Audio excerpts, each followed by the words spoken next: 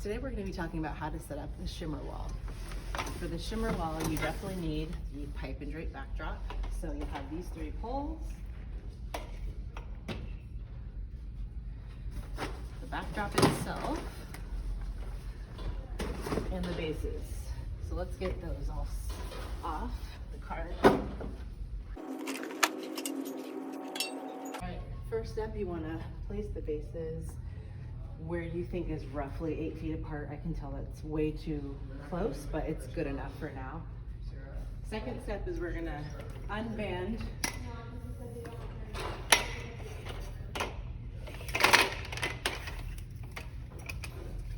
and we're going to put the side poles in.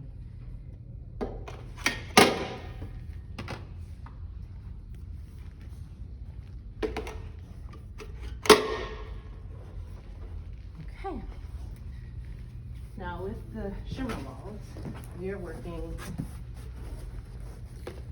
in panels of 4. So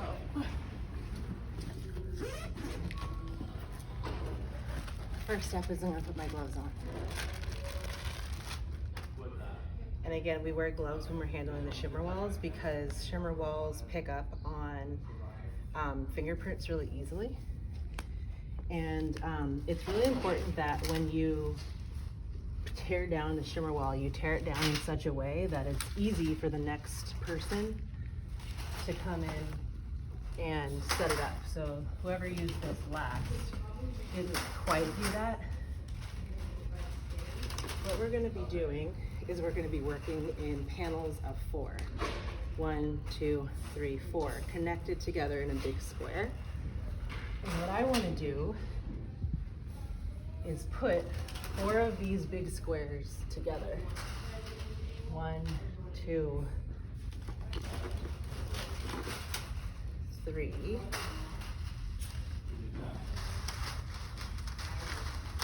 4. The reason we're putting 4 like this together is because the backdrop is going to be set up in an 8 by 8 dimension. So now we have 1, 2, 3, 4, 5, 6, 7, 8, which is roughly 8 feet. So this is going to help me know how long the top bar needs to be. So I'm going to go ahead and put these panels together.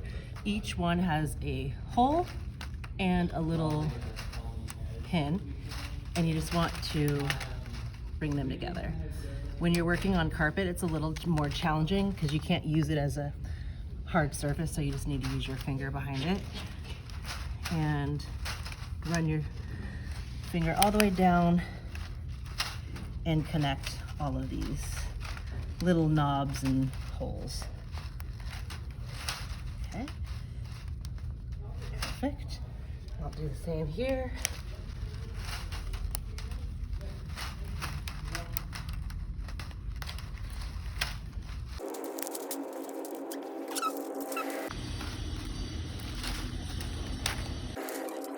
All right, so now that we have the top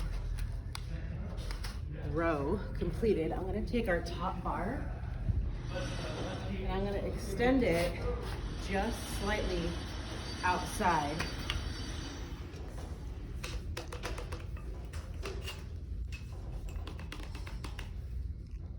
There we go.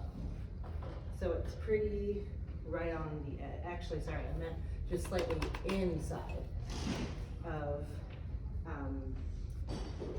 of the column. The reason for that is we want to basically be hiding the pole behind the actual shimmer wall backdrop. So you want it to be just slightly shorter than the rest of it. And I think that's perfect. Now that we've measured about how long we want the top bar, we can put it in the slots here. And again, just like you learned in the pipe and drape training, it goes right in here. I'm gonna move this over a bit. Awesome. Now we're gonna get our zip ties. And these particular zip ties were left in the box, which is not where I want you to leave them because then they're not accessible for the next person. So when you're done with zip ties, they go back in your booth bag. we're gonna be working with roughly 6 zip ties. Okay, so what we're gonna be doing is building the top row, and the intention here is to cover all of the poles.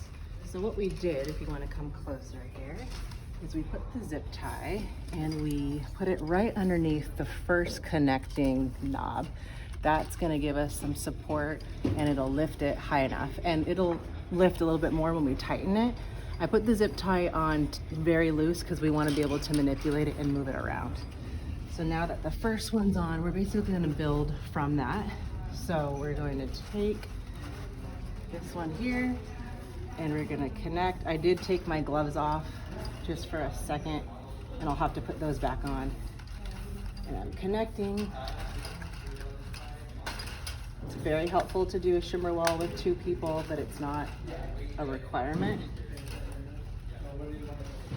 Now that these are connected, I'm gonna wanna zip tie again. Okay, so now I'm here and I see the other middle connector piece, and that's where I'm gonna put the zip tie. I'm gonna feed the zip tie underneath this connector piece, and I'm going to bring it through. Oops, needs to be, this thicker piece needs to be facing down when you're working with zip ties. So I'm gonna find that piece again, bring it around the pole, bring it through, and you know it's gonna lock because you can hear that sound. And there we go. We're gonna keep doing that with squares.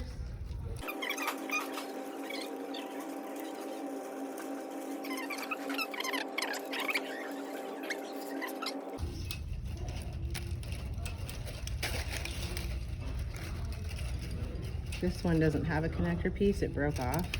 Usually that should be okay if it's every now and then, but if you notice that a panel is severely damaged, I would like for you guys to let me know. I'm gonna do the final zip tie here.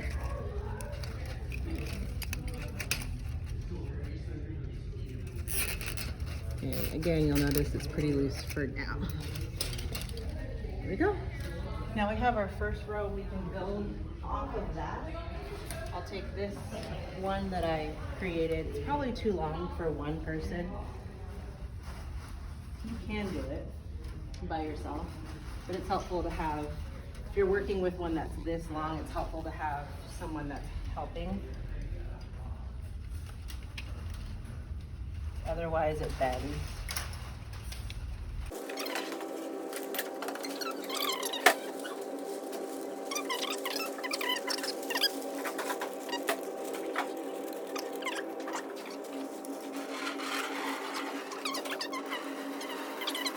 Now what I'm going to do, now that we're halfway, is I'm going to push the base out a bit, and I want to raise up and tighten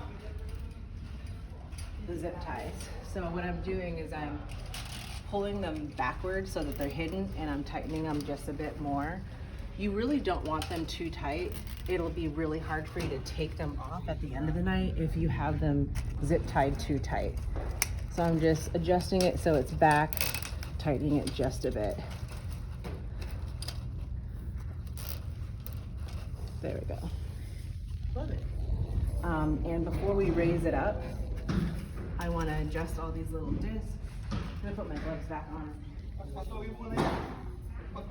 And every time this wall is used, discs come off. So it's not unusual to see things like this where there's one missing.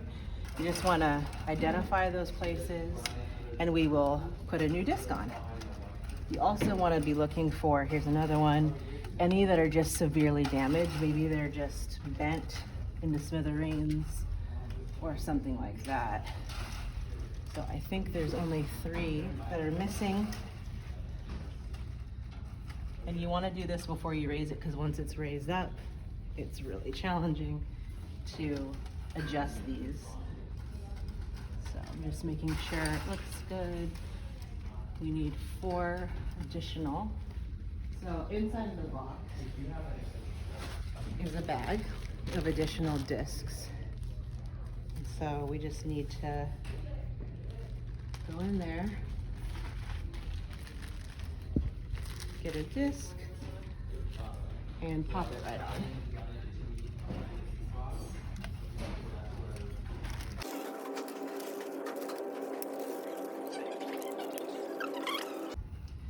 Okay, so we talked about this in the training with pipe and drape. Whenever you're raising the bar, you want to make sure you're pushing downward on the bottom one so it doesn't come up. And sometimes to find that hole, you need to twist it around. We're just going to raise it up to 7 feet for now. Okay, and now we have some leeway to add another squares. Putting on my gloves again, and we're gonna finish this off camera, and then we'll see you at the end. Okay, and this is what the backdrop, the shimmer wall backdrop will look like once it's all up. It's extended all the way to 8 feet, and we have 8 squares across and 8 squares down. And if you pan out, you'll see that the bars are not visible, which is exactly what we want. One thing that you'll notice is you see the little lines through. That's because the back of the backdrop is something with lines. So be aware that anything that's behind the shimmer wall, because there's so many panels, will show through. And I don't love that look, and I may even move us right over here just to get rid of that, but we'll look into that at the end. So all I'm gonna do now, shake it up, make sure all these little pieces are all hanging down, add any pieces that have come out. Just want to make sure that you're having a positive final product. And again, you'll see I took the gloves off again, which is not what I want you guys to do. So, just want all of them to be facing down. Oh look, this one was put on the wrong side, so it's silver. So we want to not do that.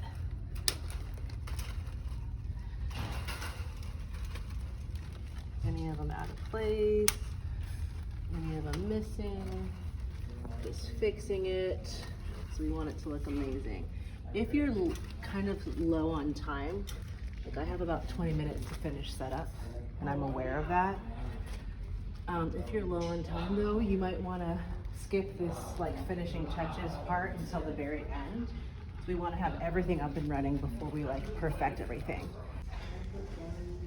So right here I noticed that these two are bent, and that doesn't look very good, so I'm going to take these off and put some new ones on. So just some things to keep in mind. All right.